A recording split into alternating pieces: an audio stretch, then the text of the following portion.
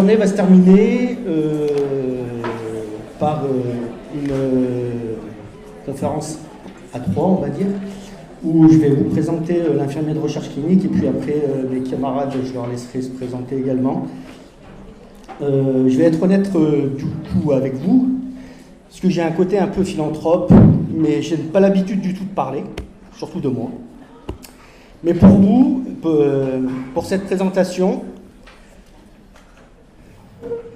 permettez-moi de me remettre dans la peau de l'infirmier de recherche clinique que j'ai été pendant 2 ans, pour vous faire part de mon expérience, de mon passé. Un peu d'indulgence ici, c'est une image très stéréotypée de ce que peut être la recherche clinique. Qu'est-ce qu'on peut voir? 2 mondes différents où la rigueur scientifique, elle se conjugue avec la compassion humaine. Dans l'univers clinique, chaque patient est un individu unique, porteur d'histoire, de douleur, de maladie et d'espoir. Chaque symptôme est un puzzle à résoudre, chaque traitement, une tentative de soulagement. Dans le monde de la recherche, ces cas individuels, elles deviennent des données, des points sur des graphiques, des variables à analyser. Mais derrière chaque ligne de chaque code et à côté de chaque résultat statistique, il se cache le même désir ardent d'améliorer la santé et le bien-être des personnes. La recherche clinique transcende les frontières entre la science et l'humanité, offrant un pont entre la connaissance théorique et l'application pratique avec pour objectif ultime d'apporter des réponses et des solutions aux défis médicaux de notre temps. La recherche clinique, elle peut être mal perçue par les patients avec des préjugés profondément enracinés. Certains peuvent craindre d'être traités comme de simples cobayes, comme j'ai pu même entendre, moi, de mon expérience, et encore parmi les interventions que vous avez pu écouter parmi les ateliers. Et que leurs besoins individuels soient relégués au second plan au profit de la science. D'autres peuvent craindre les effets secondaires des médicaments, expérimentaux bien sûr, ou redouter même les procédures invasives, voire même nouvelles. C'est là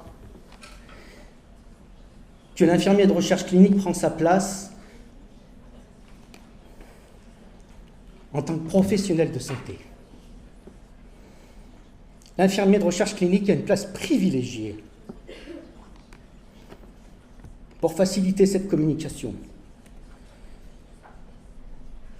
C'est le trait d'union entre les différents acteurs du milieu de la recherche et le patient. Son expertise dans le domaine de l'activité, ici pour moi c'était le domaine d'activité des urgences, et en plus la connaissance des protocoles de recherche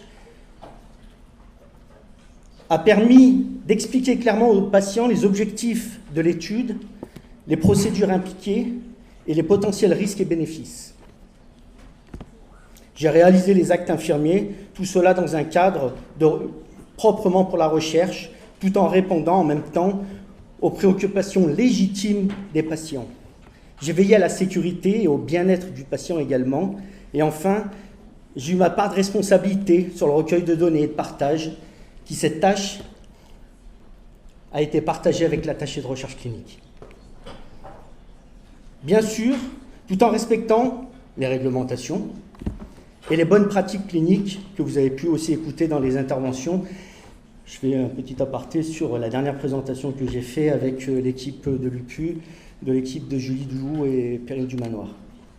À ce jour, l'infirmier de recherche clinique participe le plus souvent en milieu hospitalier à l'amélioration de la qualité des recherches impliquant la personne humaine. L'infirmier est donc un maillon, comme les autres acteurs qui gravitent autour du patient. Ici, on retrouve la plus grande partie des acteurs au plus près du patient dans le monde de la recherche clinique. C'est une sorte de petite famille. Ça commence tout simplement par l'équipe soignante qui est là vraiment pour le quotidien, pour le patient. Puis bien sûr, si le patient y répond à des critères d'inclusion, il deviendra un acteur parmi les acteurs de la recherche. c'est là qu'arrive l'équipe de recherche clinique. Parmi l'équipe de recherche clinique, je vais commencer par l'infirmier de recherche clinique, qui est complètement détaché, pour le coup, quand j'étais infirmier de recherche clinique, je parle de mon expérience aux urgences, j'avais un temps partagé entre l'infirmier de terrain et l'infirmier vraiment détaché du terrain, vraiment attaché à l'équipe de recherche. C'est-à-dire que je faisais 1 mois sur le terrain en tant qu'infirmier, 1 mois en tant qu'infirmier de recherche clinique. J'ai pu réaliser des soins techniques dans le cadre de la recherche et organiser les soins complémentaires qui étaient complètement en lien avec l'étude. C'est une organisation dans une organisation. Il ne faut pas se leurrer, d'où l'importance d'une bonne compétence relationnelle vis-à-vis d'équipes paramédicales, et clin d'œil encore à Perrine, et à l'équipe médicale. Ce n'est pas pour rien que l'infirmier de recherche clinique est issu souvent du secteur du soin, et il a acquis une certaine expertise en soins techniques, et il reste efficient dans les organisations dans le domaine. Cette compétence relationnelle est importante, car clairement, c'est un travail pluriprofessionnel. Il se peut que l'équipe de recherche se mette aussi en relation avec le médecin généraliste, par exemple, voire même avec les membres du foyer, à devoir appeler les descendants, voire appeler la femme. L'infirmier de recherche clinique travaille aussi en collaboration avec l'attaché de recherche clinique, plus communément appelé l'ARC. L'ARC est responsable de la mise en place et du suivi des essais cliniques. Tout comme l'infirmier de recherche clinique, il est responsable de la qualité et de la fiabilité et de l'authenticité des données. La seule différence, c'est qu'il n'exerce pas les soins comme la préparation de médicaments. On retrouve ensuite le coordinateur d'études cliniques. Quant à lui, il est vraiment là pour piloter et coordonner les différentes étapes de mise en œuvre et de suivi des protocoles de recherche clinique, afin de faire collaborer tout le monde, la totalité des intervenants. Et enfin, on retrouve également les médecins, le médecin investigateur, qui lui participe également à l'évaluation de l'admissibilité des patients, la traçabilité, la surveillance du patient. Il collabore également avec l'équipe de recherche. Et enfin, il peut y avoir le chef d'orchestre, plus communément le médecin promoteur. C'est lui le chef souvent clinicien de la discipline. C'est lui qui a l'initiative des essais cliniques. Et c'est lui, pour ma part, qui a incité à ce qu'on crée le projet Athéna, que certains ont pu même découvrir auprès de Karine lors des ateliers. Il reste vraiment le responsable de toute l'organisation de la recherche, dans la mise en place comme dans l'essai clinique. On a fait le tour des acteurs. Je vais peut-être juste vous parler rapidement de la délégation de la recherche clinique et de l'innovation, qui, pour le coup, sur le CHU de Grenoble, elle est chargée de l'organisation et de la gestion des activités de recherche au sein même du CHU. Elle coordonne les différentes structures de recherche et le personnel promoteur et le personnel de recherche, et elle peut assurer aussi le rôle de promoteur afin de gérer les parties administratives et financières qui peuvent être de lourdes tâches, comme pour certains l'ont évoqué aussi dans certains ateliers. Elle fait vraiment l'interface avec les promoteurs industriels. Je vais vous illustrer à partir de mon expérience d'infirmier de recherche clinique le rôle et les missions de façon plus concrète. Non pas sur le fond, mais plutôt je vais rester sur la forme, promis, je crois bras, pas de frère. Une étude a été menée aux urgences de Grenoble sur la prise en charge de la douleur aiguë. Petit aparté, le résultat de cette étude est censé apparaître courant de cette année. On sait que la douleur spontanée est le motif principal de la consultation aux urgences, quelle que soit l'étiologie. L'étude, elle veut démontrer quoi? Elle veut démontrer que l'hypothèse que la titration de morphine IV, elle est au moins aussi efficace que le titrage de morphine nébulisée. C'est une étude qui a été du coup réalisée dans plusieurs services d'urgence en simple aveugle, ce qui veut dire que seul le patient ne savait pas ce qu'il allait recevoir comme type de morphine et qu'elle était randomisée, donc par le pur du hasard. Essayez-vous de vous imaginer l'apparition de cette nouvelle pratique pour vos soins, vos futurs soins, et quel impact cela pourrait avoir pour le patient, tout en se rappelant que la voie IV est algogène. Voilà, on y est, on reçoit la confirmation comme quoi notre équipe de recherche est retenue pour participer à cette étude. Chaque acteur de l'équipe s'approprie le protocole et enfin on se réunit pour en discuter. On se réunit pour en discuter, pourquoi ? Pour savoir quelle organisation on met en place en vue de cette étude. Parce que rappelons-le, il n'empêche que la douleur, ça reste du ressort des soignants. Sur les premiers retours qu'on a eus de manière collégiale en équipe, on est catégorique. Le rôle de l'infirmier de recherche clinique a vraiment un rôle primordial pour cette étude, parce qu'il va falloir, en termes organisationnels, être hyper efficient. Pourquoi ? On va se dire, c'était là tout le travail justement qu'on a dû mettre en collaboration, tous ensemble, pour se rendre compte qu'il faut toujours être au plus près du patient pour que la prise en charge elle soit efficiente et rapide. Comme vous pouvez voir sur le flowchart, c'est qu'on inclut les patients avec une EVA à 7. Imaginez-vous le patient qui arrive aux urgences pour une EVA à 7 et qu'on lui dise « Monsieur, est-ce que ça vous intéresse de participer dans une étude en lien sur la douleur ? On va vous dire soit ça sera de la morphine IV, soit nébulisée. » Imaginez-vous ça. Le patient, donc, il était algique. Il faudra l'isoler parce qu'il va falloir le surveiller et aussi qu'on soit les infirmiers comme l'équipe de recherche à l'aise pour travailler avec lui. Parce que le patient, on va rester au plus proche de lui pendant une bonne demi-heure. Et surtout qu'on va devoir lui administrer aussi une titration de morphine à la base. Après, il est venu rapidement que qui dit nébulisation, en termes d'organisation, on est aux urgences, ça déborde, il y en a dans les couloirs, il faut une prise d'air. La prise d'air, ça nous imposait de mettre le patient dans un box. Donc ça voudrait dire que les patients qui se retrouvent autant dans le box, on lui dise « Désolé monsieur, on va prendre la place pour quelqu'un d'autre ». Pour garder notre objectif d'inclusion, le patient dans l'étude, il fallait être vraiment efficient. C'est-à-dire qu'il fallait qu'on soit exhaustif dans le recueil de données. Pourquoi ? Parce que comme je vous l'ai dit, quand on inclut le patient, il fallait que le médecin donne sa validation. Si on faisait le recueil de données et que le recueil de données n'était pas exhaustif, le médecin, ça allait être chronophage pour lui et on allait casser toute la dynamique de la prise en charge pour la douleur. Des exemples de critères d'inclusion, de non-inclusion, par exemple, ce qui était revenu, c'était les femmes en âge de procréer. Il fallait qu'on s'assure que, oralement, bien sûr, la femme utilise vraiment un moyen de contraception. Donc le patient, il était hyperalgique. On l'inclut dans l'étude, sauf que c'est une étude randomisée. Qui dit randomisation dit qu'on passe à travers un logiciel, qu'il faut se connecter sur Internet. Du coup, on en a conclu quoi ? Faut travailler en collaboration avec l'attaché de recherche clinique. Donc, l'infirmier de recherche clinique va piquer le patient, préparer, l'installer, et l'attaché de recherche clinique fera vite pour savoir quel bras, c'est-à-dire soit en morphine IV, soit en morphine nébulisée, sur quel bras on va devoir travailler. Et surtout, il va falloir après qu'on fasse vite pour continuer le recueil de données. C'est un beau challenge. Et je vous rappelle qu'il y avait seulement l'équipe de recherche qui connaîtra la bonne voie d'administration. Et là vient la grande discussion sur la surveillance, une surveillance qui était vraiment particulière pour cette étude, parce que toutes les 5 minutes, il fallait prendre justement le temps de relever tous les paramètres vitaux.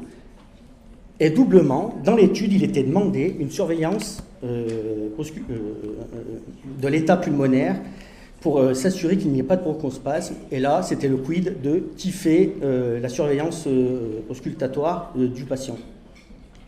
Et la seule idée qu'on a retenue en validation avec les médecins, le chef de projet, c'était que l'infirmier de recherche clinique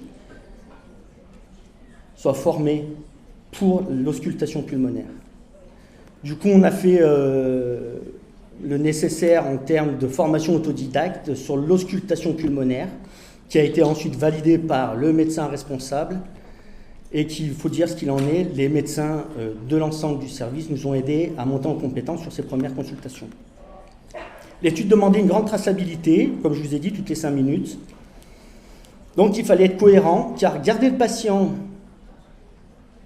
parce que dans le protocole, il fallait qu'on garde le patient pendant 3 heures. Donc si vous venez pour un traumatisme de cheville, où il y avait la nécessité de faire juste une radio, et que derrière on vous dit, on vous propose une étude où vous pouvez rentrer, on va vous soulager, mais par contre on vous garde 3 heures, juste pour une radio. Donc il fallait qu'on soit cohérent dans les critères d'inclusion, nous aussi de notre côté. Donc on ne leur proposait pas forcément en lien avec ce genre de patientèle.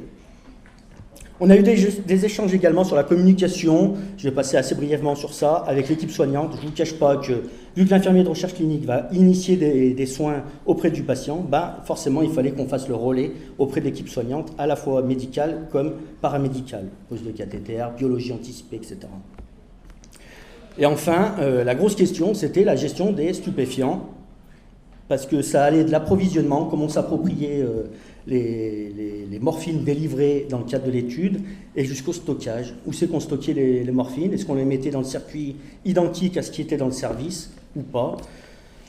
Et du coup, on a dû trancher également. C'était tout stocké dans le bureau de recherche clinique, sous clé, avec un coffre, etc. Donc ça a été un gros travail en lien avec la pharmacie en usage intérieur. Une fois que tous ces aléas ont été travaillés en équipe, on a dû se familiariser avec la totalité du recueil de données, ce qu'on appelle le CRF, le Case Report Form, pour ne pas oublier de recueillir tous les éléments nécessaires à l'étude. Et enfin, on arrive au moment où tous les éléments nécessaires sont connus pour expliquer l'étude et répondre aux patients. Mais imaginez-vous la posture qu'il fallait avoir au moment de la présentation d'étude face à un patient hyperalgique. Oui, il fallait s'assurer qu'ils comprennent bien l'étude. Donc, ils se tenaient de douleur et nous, on leur expliquait l'étude. Donc ça a été ça au final qui était un peu le plus difficile à tenir, on va dire, de voir la souffrance de l'autre et lui démontrer qu'il existe vraiment des alternatives thérapeutiques qu'on va pouvoir tester pour le soulager et qu'on veut tester. Et qu'il allait pouvoir surtout en bénéficier en exclusivité, grâce à sa participation bien sûr. Cela, ça a été du coup forcément une expérience d'une rencontre entre la vulnérabilité humaine et la nécessité de compassion et d'empathie pour le coup de ma pratique que j'ai pu avoir tous les jours aux urgences. Certes, il y avait des défis techniques et organisationnels à relever, mais au cœur de tout cela résidait la relation thérapeutique entre moi, soignant, et le patient basée sur la confiance, le respect et la compréhension mutuelle. Et j'ai envie de dire que c'est dans cette relation qui réside vraiment le pouvoir de guérison.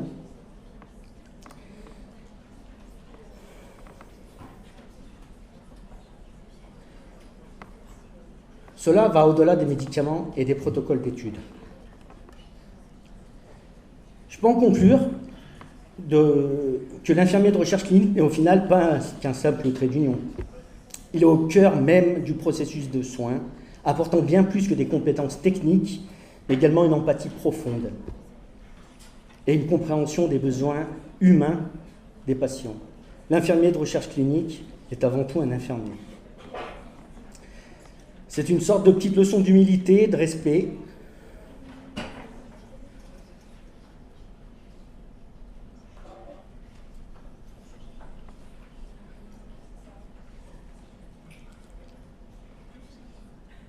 envers ceux qui nous confient leur santé,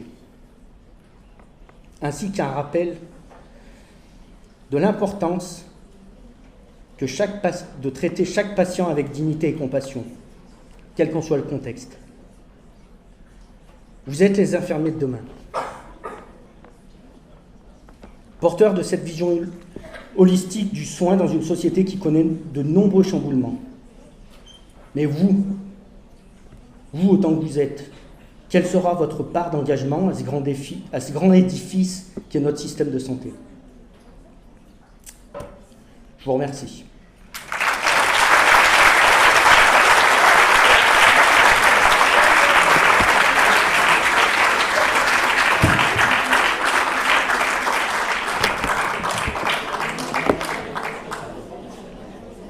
Merci Cédric, merci pour la richesse et la sincérité de ton témoignage, dans lequel je m'inscris complètement, puisqu'étant moi aussi infirmier de recherche clinique.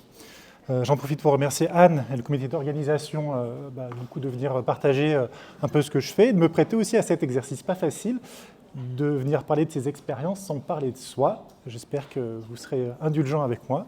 J'en profite pour remercier aussi Madame Feuillebois de sa présence. Ça a une influence, j'imagine, pour vous les étudiants, mais aussi pour nous, les professionnels santé et recherche. Voilà, ça nous influence et ça nous encourage. Promis, aucune référence d'article scientifique dans ma présentation. J'ai même fait basique. Un plan, 3 étapes, avant, pendant et après. Uniquement dédié à la question de mon expérience d'investigateur d'un protocole de recherche qui s'appelle PROTECT au PHRIP. Alors pourquoi j'ai voulu parler un petit peu de l'avant? J'ai voulu parler de l'avant parce qu'en fait, je me suis dit qu'il y avait peut-être eu, dans mes expériences passées, des éléments clés qui m'avaient peut-être facilité la mise en place de ce protocole-là. Et je crois que la première expérience réfère à la question de la compétence d'écriture. Où il y a quelques années maintenant, avec plusieurs collègues, je m'étais prêté à l'expérience d'un premier écrit d'article professionnel.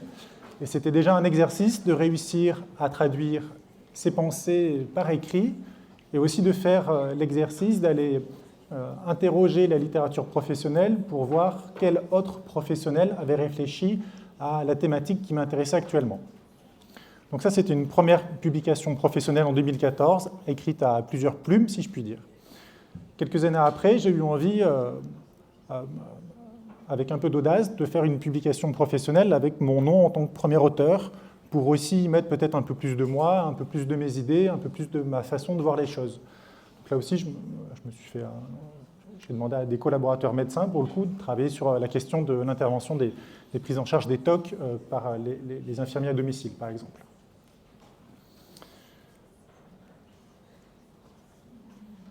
L'ENS, l'école normale supérieure, a priori un endroit où vous, les infirmiers, ne mettez jamais les pieds. Et j'ai mis les pieds pour la première fois il y a quelques années dans le cadre d'un projet de recherche que j'ai fait avec un laboratoire de recherche qui était spécialiste dans les sciences du langage, avec le laboratoire ICAR. Et c'est une première expérience recherche qui j'ai appelé ça, m'a permis de développer une compétence de leadership de projet. Je me souviens, avec un peu d'émotion, la première fois où la directrice du laboratoire m'a invité au labo à l'ENS, que je découvrais pour la première fois également, à qui j'ai proposé un peu mon idée, qui était très simple, qui était d'essayer de mieux comprendre ce que les infirmiers se disaient et ce qu'ils écrivaient dans les services de soins en psychiatrie adulte, en fait.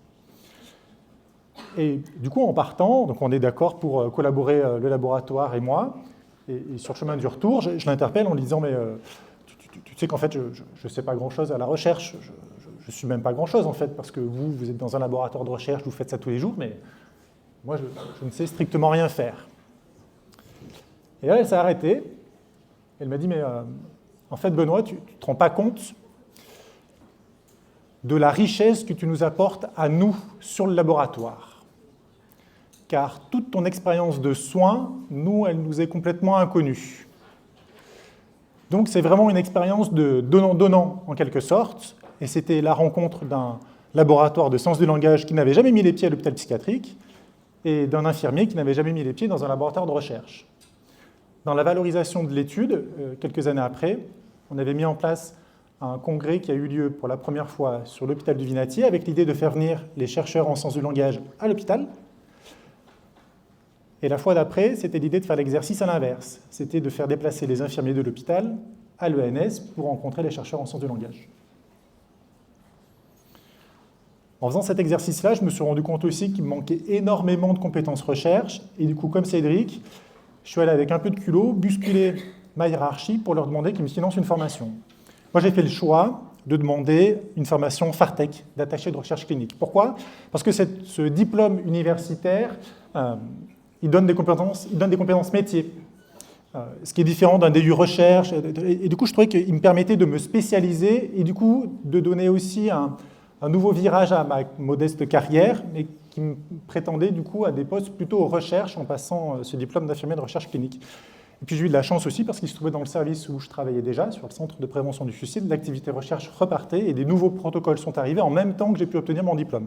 Donc il y a aussi un facteur chance dans les expériences qui ont marqué mon début de carrière. À travers tout ça, ça a aussi, à un moment donné, été l'idée d'essayer de partager la question de la recherche et la question du soin. Du coup, à cette même époque, on a mis en place sur l'hôpital du Vinatier un groupe de bibliographie à destination en particulier des infirmiers, mais pas que. Les psychos, les cadres de santé, tout le monde est le bienvenu, en quelque sorte, à partir du moment où la question de la recherche les intéresse. Ce groupe biblio, il a été initié en 2018 et il vit toujours, et les IPA en particulier participent fortement à sa dynamique. Puis il y a aussi eu l'idée, durant le début d'attaché de recherche clinique, à un moment donné, il y a une des profs qui fait de la recherche sur le centre d'investigation clinique de Lyon qui m'interpelle et qui me dit « Ah, j'ai vu votre CV, est-ce que ça ne vous intéresserait pas de faire partie du comité de protection des personnes ?» qui est du coup un comité qui donne un avis critique sur la méthode et sur la question de la protection des personnes dès qu'on fait un projet de recherche en France. Et là aussi, je n'étais pas très à l'aise parce que, pour le coup, question compétences recherche, j'en avais pas beaucoup. Mais ça lui allait bien aussi parce que, de son côté, ce qu'elle voulait surtout, c'est un retour expérience terrain infirmier, un regard critique. Et c'était aussi une expérience qui a vraiment été très apprenante. Pourquoi ? Parce que ça m'a appris à me positionner à une table où, autour de la table, il y avait essentiellement des chercheurs émérites, mais aussi des personnes concernées, et des juristes, et du coup il y avait le travail de réussir à donner son avis sous un regard critique et constructif, et donc du coup à structurer ses propos. Et ça au début, c'était pas facile, parce que c'était aussi argumenté à l'oral, mais c'était aussi argumenté à l'écrit, puisque les rapports que je rédigeais, ils étaient envoyés à ceux qui menaient la recherche, quoi. Et ça c'était quand même un peu dingue, de se dire que j'écrivais des questions à des types qui avaient fait des protocoles absolument formidables, alors que moi je découvrais tout ça tout juste, quoi. Du coup j'ai passé pas mal de temps dans ce CPP, et franchement c'était une expérience vraiment incroyable. Et je vous le recommande, regardez les appels à projets sur les sites de l'ARS, il y a de la place dans les comités de protection des personnes, et c'est une expérience franchement qui est marquante et qui est incroyable à plus d'un titre. Sur la question de l'expérience recherche, vous l'avez compris, parce que vous allez découvrir tout plein de nouveaux protocoles de recherche, mais sur l'expérience personnelle, de réussir aussi à argumenter ses propos, à structurer son raisonnement, et ça m'a beaucoup aidé pour la suite. Le pendant, c'est du coup la rédaction du plan de protection. Alors, il faut que je remette un petit peu du coup où je travaille. Donc, moi, je travaille sur l'hôpital du Vinatier, hôpital psychiatrie santé mentale sur Lyon. Vous voyez au premier plan la chapelle qui atteste de toute l'histoire du Vinatier, et à l'arrière-plan, le nouvel hôpital 2020 qui illustre ici toute la modernité. Il y a un endroit dans lequel je me suis particulièrement éclaté pendant mes années d'infirmier en exercice, c'était les urgences psychiatriques. Franchement, c'était les meilleures années de ma vie, et peut-être qu'au fond de moi, j'ai encore un peu un regret de ne plus y aller. Des expériences positives, mais aussi des expériences qui marquent. Des rencontres. Ça pourrait être lui, ce patient qui, un soir, j'ai rencontré sur une des gares aux urgences et qui était en crise suicidaire. Et je me souviens parfaitement la cigarette qu'on a fumée ensemble devant le service. Tout comme je me souviens parfaitement le profond sentiment d'impuissance que j'ai eu face à toute la souffrance qu'il endurait. Tout comme je me souviens, et peut-être que vous l'entendez aussi avec émotion, le téléphone qui sonne le lendemain pour m'annoncer un grand malheur. Puisque cet homme-là, il est décédé par suicide quelque temps après. Cette expérience-là, elle ne doit pas vous plomber, et j'espère ne pas être trop maladroit en vous en parle de cette expérience, parce que l'idée, c'est de se dire qu'il y a des expériences qui marquent et qui doivent nous mobiliser. Et ce patient-là, de façon concrète, quand après je suis allé travailler sur le centre de prévention du suicide, pour bien d'autres raisons que ça, parce qu'il y avait aussi une équipe mobile qui était attelée au CPS, on a découvert cet outil qui s'appelle le Safety Plan ou le plan de protection, qui est un outil de prévention de la répétition du geste suicidaire. Cet outil, on a commencé à le bosser un peu en service avec les collègues, et du coup, ma collègue Tamara, avec qui je m'entends hyper bien, elle a un côté hyper concret, hyper pratique. Et du coup, qu'est-ce qu'elle a fait ? Eh bien, elle a chopé ce plan de protection, elle l'a traduit en 2.2 avec Google Traduction, elle l'a remodelé dans une toute petite carte qu'on peut glisser dans la poche. Elle lui dit, regarde Ben, j'ai fait un safety plan, on va pouvoir le mettre en pratique, etc. C'est génial. Je dis, ouais, ok, c'est génial. Mais en fait, tu as pris un écart énorme avec la réalité de la recherche. Et c'est tout le dilemme qu'on a avec Tamara. On s'adore, hein, mais Tamara a un côté concret dans le soin, et moi j'ai un côté concret dans la recherche. Et du coup, quand elle me montre qu'elle a complètement transformé ce plan de protection, je me dis, mais ok, il marche, mais tu l'as tellement transformé, est-ce qu'il marche encore, quoi? Et c'est tout l'écart qu'il y a, dont tu discutais aussi, de se dire que du côté de la recherche, on a un côté un peu idéaliste, qui est aussi particulièrement transformé, et ça fait partie du jeu, on doit l'accepter, on doit l'entendre, déformé par la pratique quotidienne. Cette expérience-là, on a réussi à s'entendre, puisqu'on a publié, du coup, tous les deux, dans une revue professionnelle, pour en faire le témoignage concret et pratique de la mise en place de ce plan de protection. Et vous l'avez compris, l'étape d'après, du coup, c'était, pour le coup, un peu plus de mon côté, de me lancer du côté recherche. On a répondu à un premier appel à projet au niveau régional sur les appels à projet des GIRSI, lequel on n'a pas été retenu. Parce qu'en fait, c'est aussi ça la recherche, c'est aussi des fois pas mal d'échecs. Ça fait partie du jeu, il ne faut pas s'arrêter là. Sur le côté gauche, c'est le site Innovarc avec du coup la plateforme de dépôt des appels à projets des PHRIP, auquel on a répondu. Et ça, franchement, ce n'était pas évident aussi. Parce que peut-être que dans les expériences marquantes, il faut aussi peut-être se remettre en question. Parfois se rendre compte qu'on fait des choix et qui ne sont pas bons, et qu'il faut en discuter avec ses collègues, et qu'il faut accepter du coup de se remettre en question et de les reformuler et de partir différemment en quelque sorte. Voilà. Je crois que la question de la remise en question sur la question de la recherche, je crois que c'est un élément vraiment clé de savoir se dire à un moment donné, dire ok, je ne suis pas dans le bon là, il faut réussir à écouter les collaborateurs avec qui on travaille, qui ont des expériences et des compétences diverses et qui enrichissent notre point de vue. C'est ce qu'on a fait du coup en constituant un comité scientifique de projet pour ceux qui l'ont vu, donc du coup avec des experts de l'urgence psychiatrique, avec des experts de la crise suicidaire, avec des experts de la méthodologie, avec des experts de la méthode qualitative. Et c'est tout ce travail collaboratif aussi, parce qu'il n'y a jamais qu'un nom sur les projets de recherche, mais en fait on n'est jamais tout seul, on va se raconter l'histoire. Hein. Moi je vous l'ai dit, les calculs stats, c'est pas moi qui les fais.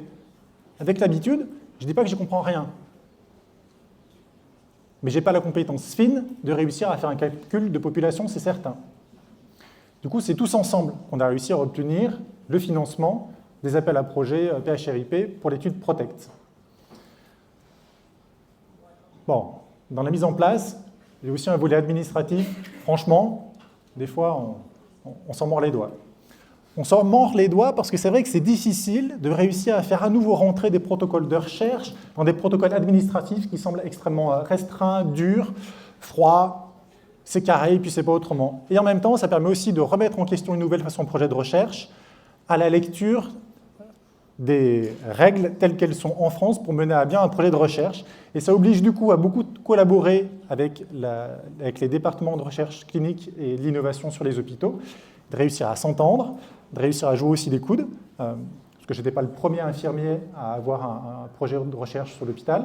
Je pense que j'étais un des premiers à arriver avec une enveloppe aussi importante et une complexité de par le nombre de centres concernés à arriver. Et du coup, ça, c'était pas simple, parce qu'il fallait aussi que je montre ma capacité à faire face à ce projet qui était complexe, et aussi à jouer des coudes, parce que la DRCI, c'est un peu comme un infirmier dans un service d'urgence, il n'y a pas du temps pour tout le monde. Donc il faut jouer des coudes aussi avec les autres projets de recherche qui sont en cours, et de se montrer présent, de se montrer réactif, et de montrer qu'avec nous, les choses peuvent avancer vite et bien. Et du coup, on a mis quand même un peu de temps à faire nos preuves auprès de la DRCI pour dire que, OK, la DRCI, elle peut bosser avec des infirmiers, et il ne va pas se passer n'importe quoi en quelque sorte, et l'expérience CPP, il n'y a pas été pour rien, clairement. Et du coup, c'est l'expérience qui est aussi difficile parfois de réussir à s'affirmer pour convaincre. Et ça, je crois que nous, les infirmiers, ou en tout cas moi, de la façon dont je perçois la profession, on a assez rarement l'occasion de le faire, parce que même ça, en fait, prendre le micro et parler devant tout le monde, c'est un truc qui s'apprend, on ne le fait pas spontanément, et ce n'est pas toujours si facile que ça. Le meilleur, durant l'étude, ce que je préfère par-dessus tout, c'est les réunions de travail avec les centres. Quand hier, j'étais avec les collègues de Saint-Étienne pour la première formation dans le cadre de l'étude, franchement, c'était un régal, parce que le projet devenait concret, et j'avais un retour direct du terrain. Et entendre les pros qui nous disent que ouais, l'étude, elle marche, elle fonctionne bien, que le plan de protection, il leur semble facile à mettre en place, etc., ça donne énormément d'envie de continuer là-dessus. Et c'est aussi l'occasion de faire ce travail, de faire un pas avec l'autre, de faire un pas du côté de la recherche vers le terrain et du terrain vers la recherche pour réussir à s'entendre aussi. Et du coup, je suis pas peu fier de vous dire, je vous l'ai dit durant les groupes, que du coup, la majorité des co-investigateurs, des pilotes de l'étude dans les centres sont des infirmiers. Je pourrais vous parler de la valorisation du projet, mais je crois qu'il me reste 1 minute 30. Il y a un article en cours, un study protocole, c'est un bonheur absolu. Non mais c'est vrai, hein, franchement, j'ai pris plaisir à écrire cet article en anglais. Pourtant, vous l'aurez compris, je ne suis pas hyper à l'aise avec l'anglais, mais ça se fait et ça se fait bien. Et puis, souvenez-vous, ça ne se fait pas non plus tout seul. La valorisation de l'étude, ce qui devrait arriver demain, c'est probablement des communications un peu comme je suis en train de le faire avec vous, en fait, des communications auprès des étudiants, mais aussi des communications auprès de la communauté infirmière scientifique, auprès de la communauté experte dans les questions de suicidologie, et puis peut-être d'autres publications dans des revues de nursing. Allez, une slide pour conclure. Il n'y a pas si longtemps que ça, en 2020, c'était l'année internationale du personnel infirmier et des sages-femmes. Et si je ne dis pas de bêtises, après cette année internationale des infirmières, il y a eu le mouvement Nursing Now, avec l'idée de valoriser autant que possible les compétences et le rôle infirmier.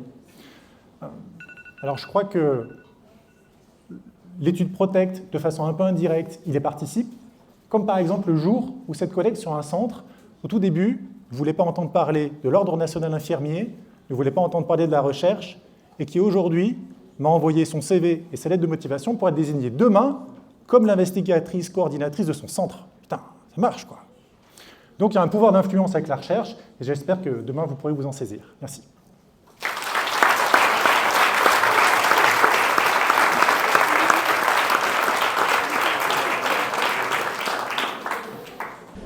Alors, je m'appelle Anne Danjou, il y en a quelques-uns qui ne me connaissent pas. Je m'appelle Anne Danjou, je suis formatrice à l'IFSI, je suis aussi coordinatrice pédagogique de la formation des IPA et je suis aussi doctorante. C'est à ce titre-là que j'interviens aujourd'hui, mais je vous parle de mes trois casquettes parce que vous allez voir que ça joue aussi sur la question de mon parcours.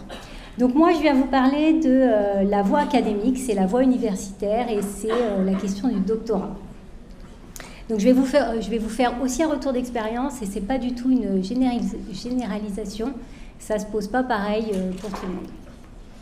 Donc je vais commencer par mon parcours et mon parcours, pour moi, la question du doctorat, elle se pose sur l'ensemble de ce parcours, sur la motivation à vouloir faire de la recherche qui se rencontre avec les moyens mis à disposition pour que ce soit faisable. Parce que finalement, si les deux ne matchent pas ensemble, ce n'est pas la peine de se lancer, ça ne marchera pas. En tout cas, c'est comme ça que je vois les choses. Donc, au tout début de mon parcours, je fais une formation infirmière, c'est la formation initiale. Il y a un mémoire infirmier, on est sur des balbutiements aussi de recherche. Là, ça match. Ensuite, je vais travailler en réanimation entre 1997 et 2002. Et là, dans ce service, c'est très porteur. Il y a un projet autour de l'accueil des familles aux urgences, parce qu'à ce moment-là, il y avait des soins intensifs d'urgence, et très porté par les équipes, les cadres, l'équipe infirmière et aide-soignante, la CADSUP et aussi les médecins. Et je pense que c'est là que ça m'a aussi donné envie de faire de la recherche. Donc on a mené une recherche-action, ce qui a duré plusieurs années, avec recueil des besoins autour des familles, mise en place, proposition d'action, mise en place et évaluation. Et à partir de là, on a également publié 2 articles avec une de mes collègues. Ensuite, je pars en formation à l'école des cadres, je suis en promotion professionnelle, et là, il y a un mémoire qui est fait pendant cette formation. Donc c'est pareil, les moyens et l'envie de faire de la recherche se rencontrent. Et puis après, je vais travailler à l'IFSI. Et au bout de quelques années, j'avais envie de faire un Master 2 parce que j'éprouvais le besoin de théoriser autour de ma pratique. Donc je commence à regarder pour faire un Master 2. Et je questionne aussi sur comment ça peut être pris en charge au niveau de la formation continue. Ce qui se passe, c'est qu'à ce moment-là, ce n'est pas pris en charge. Et je candidate quand même sur un Master 2 à Lyon, en cours du soir et le samedi matin, pour que je puisse mener et mon activité professionnelle de front avec ce Master 2. Et en parallèle, je fais une demande de validation des acquis professionnels sur la première année du Master 2 et aussi finalement sur quelques yeux de la deuxième année de ce Master. Et la fac m'appelle et me dit, je ne m'en étais pas vraiment rendu compte, mais ils me disent « mais vous seriez plutôt orienté sur un Master recherche ». Effectivement, ça ne m'était pas sorti de l'esprit cette affaire, mais Le problème, c'est qu'en formation continue, j'avais espoir que sur une deuxième année, je puisse être prise en charge, et ils ne prenaient en charge que les cours en présentiel. Et sur un master recherche, il y a beaucoup de travail personnel, donc ça voulait dire que du coup, j'avais à faire ça toute seule. Donc là, vous voyez que sur la faisabilité, déjà, ça a commencé à choper.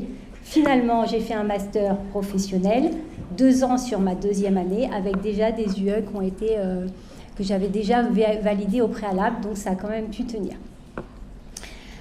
Ensuite, je reste à l'IFSI. En 2018-2019, on ouvre la formation IPA en lien avec l'UGA. Je participe à cette formation et puis après, je deviens coordinatrice de la formation IPA. Et à cette période-là, il y a la création des conseils nationaux des universités avec la section 92 sciences infirmières qui s'ouvre. Donc ça ouvre aussi des perspectives sur des postes de maître de conférences universitaires, mais ça veut dire qu'il faut un doctorat. Donc, moi, la recherche, vous avez compris, ça fait déjà quelques années que ça m'animait. Donc, je me dis, ce serait bien que je puisse faire un doctorat. Je vais voir ma hiérarchie à ce moment-là. Et puis, comme on était au début, les enjeux universitaires pour la formation infirmière, c'était quelque chose qui était finalement pas encore très prégnant, ou en tout cas qui n'a pas été perçu comme tel à l'époque. Et donc, on m'a dit, oui, vas-y, c'est bien. Mais quand j'ai demandé, OK, qu'est-ce que vous me donnez comme temps ? On ne me donnait rien.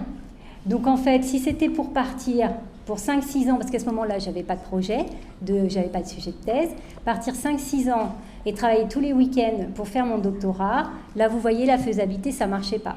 Donc, j'y suis pas allée.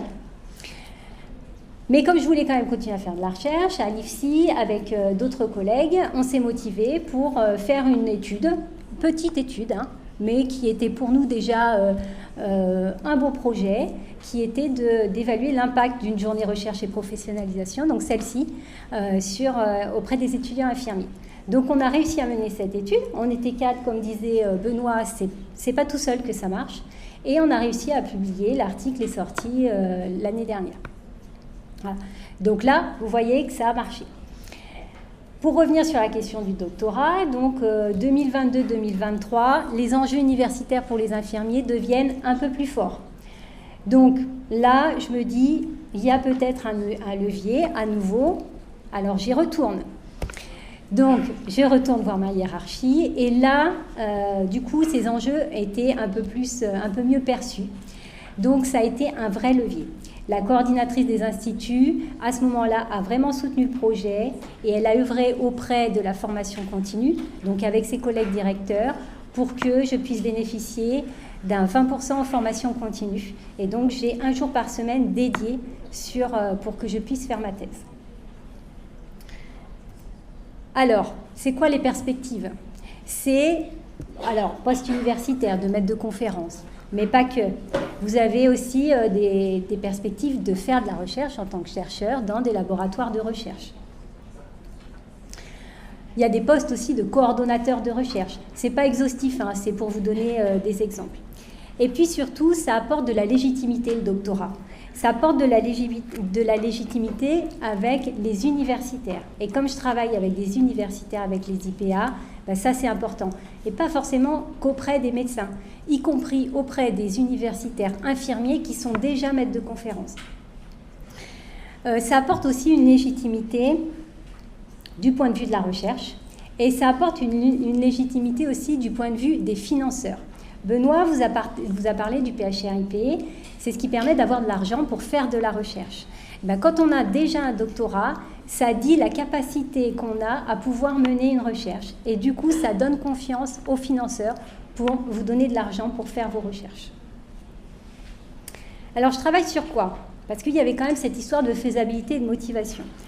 Pour ceux qui me connaissent bien, vous savez que ce que j'aurais voulu faire, c'était de travailler un sujet autour des sciences infirmières. Mais dans ce qui a pu être faisable, c'est que aussi 1 jour par semaine, c'est quand même pas beaucoup.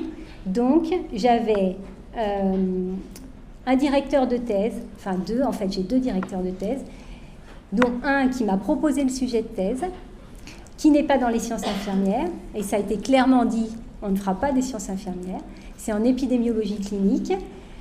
Et il y a également une statisticienne qui peut faire les statistiques. Donc, ce qui permet que, même avec un jour par semaine, ça puisse être faisable, parce que la durée, c'est 3 ans. Et ce n'est pas plus, en termes par rapport à la formation continue.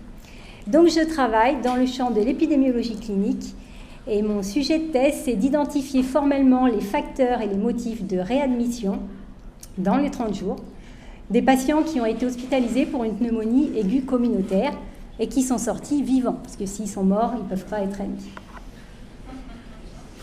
Je vous présenterai tout à l'heure, à la fin, sous la forme de ma thèse en 180 secondes, où j'en suis sur ma thèse. Alors, dans le déroulement, j'ai repris avant, pendant, je n'ai pas lu après, pas encore. Donc là, je suis... non, je vais vous le dire après. Donc, le plus dur, vous avez compris, ça a été d'obtenir finalement les 20% de formation continue. Avant finalement d'entrer en thèse, il faut déjà que vous ayez un ou plusieurs directeurs de thèse et un sujet de thèse. Vous ne pouvez pas aller à l'école doctorale et dire « je veux faire une thèse ». Ça ne marche pas comme ça, il faut que vous ayez déjà des éléments. Donc en fait, ça veut dire qu'avant de vous inscrire, vous avez déjà travaillé avant. Parce qu'il faut un résumé du sujet de thèse et il faut de la bibliographie. Ensuite, vous allez vous inscrire dans une école doctorale. Donc moi, c'est l'école doctorale, c'est l'EDIS, de l'ingénierie pour la santé, la cognition et l'environnement. Et puis, le labo de recherche est affilié également à cette école doctorale. J'ai commencé ma thèse au 1er mars 2023 et j'ai choisi plus ou moins de faire... J'étais, je ne sais pas comment dire, guidée pour faire une thèse d'article, mais ça me convient bien. Donc une thèse d'article, c'est que dans la thèse, il y aura 3 à 4 articles et il faut qu'il y en ait au moins 1 ou 2 qui soient acceptés par une revue pour une publication. Alors, comment ça se passe? Donc, il y a la recherche elle-même. Parce que moi, naïvement, je m'étais dit, c'est bon, une fois que je suis inscrite à l'école doctorale, c'est bon, je vais faire ma recherche. OK. Bon, ça roule. Donc, je travaille avec mon directeur de thèse, la statisticienne. On a des directions de thèse au début toutes les semaines. Après, il y a des périodes, c'est tous les 15 jours. Ça dépend un peu des besoins. Et mon directeur de thèse, il est très accompagnant, il me guide vraiment. Ça, c'est très important quand vous faites une thèse, c'est de vous assurer que votre directeur de thèse, il va être vraiment disponible et qu'il va vous aider à faire la thèse. Si vous êtes tout seul, ça va être un peu plus compliqué. Mais il n'y a pas que ça, en fait. Il y a tout le processus de publication. C'est-à-dire que, donc là, je dis « on » parce que c'est c'est mon directeur de thèse, la statisticienne et moi. Donc on a écrit un premier article qui a été soumis à une première revue. Et en fait, effectivement, il faut pouvoir être assez humble parce que la plupart du temps, première soumission, l'article il revient, il est rejeté. Donc après, il faut resoumettre à une nouvelle revue. Potentiellement, c'est encore rejeté. Donc, vous avez cette étape de soumission-rejet. Puis, à un moment donné, vous allez avoir les reviewers. Donc, c'est les pairs qui relisent les articles et qui font des révisions. Donc, les révisions, elles peuvent être majeures et mineures. Et donc, quand vous avez des révisions, l'article n'est pas encore accepté, mais vous devez répondre à ces révisions. Et en fonction des réponses, l'article sera accepté à être paru dans la revue. Quand c'est accepté, potentiellement, il y a aussi quelques révisions à faire avant que ça paraisse. Voilà. Donc, il y a toutes ces étapes-là, finalement, qui sont aussi à intégrer. Autre chose que je n'avais pas forcément mesurée, c'était toute la communication autour de la recherche. C'est que, alors, je suis sollicitée pour communiquer soit via des posters, soit des communications orales, sur la thèse. Alors en première année, on est assez tranquille parce que comme on débute, c'est pas là qu'on vient nous chercher. Mais à partir de la deuxième année, là, ça commence. Et en fait, ça prend du temps. Il y a par exemple, au laboratoire de recherche, il y a la journée des doctorants où on est fortement incité à communiquer sur nos travaux de recherche. Il y a la journée scientifique de l'école doctorale où là, pour le coup, on est obligé d'aller présenter là où on est dans notre thèse. Et c'est pour les deuxièmes années. Et il faut faire une communication orale et un poster. Et plutôt en anglais. Donc ça, c'est des choses que je n'avais pas mesurées. Vous voyez que sur mes 20%, il n'y a pas que la recherche à faire. Et puis, dans les 20%, il y a aussi, quand on s'inscrit à l'école doctorale, on a 120 heures, normalement, à faire sur les 3 ans, dans des domaines différents. En tant que salarié, on n'a plus que 60 heures à faire, parce qu'il y a une grosse partie sur, après, l'employabilité des docteurs. Donc, en tant que salarié, je n'ai pas besoin de faire ça. Mais il faut quand même l'intégrer dans ce 20%. Et puis, il y a un comité de suivi individuel tous les ans pour s'assurer qu'on peut continuer à faire la thèse. Donc, c'est un peu, je ne l'avais pas vu comme ça au début, mais quand ils nous l'ont présenté, ça a mis un petit coup de pression sur, c'est un peu l'examen de fin d'année qui permet de passer dans l'année suivante. Parce que moi, je m'étais dit, une fois que je suis inscrite à l'école doctorale, c'est bon, pendant 3 ans, je suis tranquille, je fais ma thèse, puis voilà. En fait, pas du tout. Voilà. Alors, là, sur ma thèse, je ne sais pas trop où on en est du temps. Voilà. Donc, j'ai le projet essentiel sur la thèse qui concerne la pneumonie aiguë communautaire que je vous ai donné tout à l'heure. Mon directeur de thèse, c'est José Labarrère. Donc, je vous ai dit, on avait une direction de thèse régulière. La statisticienne, sur le premier article, c'est elle qui a fait les statistiques. Moi, je ne comprenais pas tout quand même. Par contre, du coup, comme je ne comprenais pas tout, ce n'était pas facile pour moi d'écrire l'article. Donc, j'avais besoin de mettre un peu les mains dans le cambouis sur les statistiques. Donc, je me suis formée, j'ai fait un MOOC sur les stats et je travaille avec elle pour faire les stats. Et là, j'ai fait les stats sur le deuxième article. On travaille sur une étude rétrospective sur des données qu'on a déjà. Donc, je n'ai pas vu toute la première partie qui consistait à monter le projet de recherche, à déposer le projet, déposer aussi au comité d'éthique. Tout ça, je n'ai pas vu. Et donc, c'est vrai que c'est confortable parce qu'on peut déjà traiter les données, mais en fait, il y a une partie qui m'a échappé. Donc, avec Sophie Blaise, qui est mon deuxième directeur de recherche, on a construit un autre projet qui est l'étude IPACT, que les IPA connaissent, qui veut dire infirmier de pratique avancée compression training, qui porte sur l'évaluation d'une formation sur la pose d'une compression sur une jambe de mannequin. Et donc là, le projet, on l'a mené du début. Donc on l'a construit ensemble, on l'a montré au comité d'éthique de l'UGA, on a fait le recueil de données. Bon, là, j'ai les données, mais maintenant, il faut les traiter. Mais c'est pour vous dire que là, pour le coup, les deux, pour moi, sont complémentaires. C'est hyper intéressant en termes de développement des compétences recherche, d'avoir l'ensemble. Alors, les défis. Les défis, c'est l'anglais. Moi, je ne suis pas bilingue. Et même s'il y a DeepL, même si on est plusieurs, et bien quand même, d'arriver à lire des articles scientifiques, parce qu'il faut que je lise en anglais, mais il faut que j'écrive en anglais. Donc on est sur un autre niveau que juste lire. Voilà. Donc bien sûr que DeepL est très aidant, mais c'est vrai qu'il faut augmenter cette compétence-là. Les statistiques, je vous en ai parlé. L'épidémiologie, donc c'est une thèse en santé publique, mais en épidémiologie clinique. Et moi, c'est pareil, je pars de très loin. Donc j'ai à récupérer ce retard du fait que je n'ai pas le socle de base. La culture de la recherche chez les infirmiers, ce n'est pas la même non plus que la culture de la recherche chez les médecins. Et parfois, je perçois qu'ils peuvent avoir, que mon directeur de thèse, par exemple, ou même la statisticienne qui travaille avec des médecins, il y a des choses qui sont évidentes pour eux. Ben, finalement, pour moi, ça ne l'est pas du tout. Donc, il y a cet écart-là aussi un peu à combler. Et puis, quand on fait une thèse, ce qui est intéressant, c'est d'investir l'équipe de recherche et le labo de recherche. Ben ça, pour moi, c'est quelque chose que je n'investis pas parce que je priorise avec 1 jour par semaine. Je ne peux pas aller travailler avec l'ensemble des collaborateurs du labo de recherche. Je me restreins vraiment à mon directeur de thèse et la statisticienne. Sur un autre plan, les défis, c'est la gestion du temps. Vous avez bien compris, entre la formation infirmière, formation des IPA, la thèse, eh ben, il faut arriver à gérer le temps, sans avoir une charge mentale qui fasse tout exploser. Donc je ne vous cache pas qu'il y a des fois, ce n'est pas simple. Il y a eu 2 fois où j'ai eu des alertes sur la question de la charge mentale qui aurait pu faire exploser un peu, qui aurait pu me faire exploser en vol. Et du coup, maintenant, j'arrive à repérer à quel moment la charge elle est trop importante. Et quand c'est le cas, je lâche. Je dis, je ne fais pas ma thèse, parce que je travaille quand même le week-end. C'est pas un jour par semaine, ça suffit. Donc, je me dis, bah là, non, si tu continues comme ça, ça va exploser. Donc, je dis, aujourd'hui, je ne travaille pas. Ce week-end, je fais un break. Et tant pis. Ça prend un peu de retard, mais ça ne fait rien.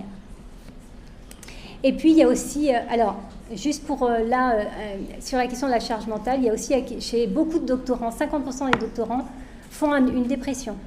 Donc, c'est aussi en lien peut-être avec ça. Ça vous donne envie, hein? Non, mais ça fait partie des risques, hein?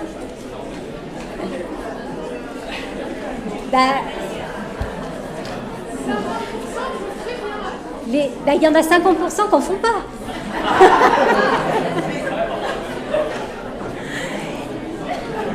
Bon, et j'ai plus le pourcentage en tête, mais je crois que c'est à peu près pareil, 50% des doctorants qui ont le syndrome de l'imposteur. Alors moi, j'ai eu ça.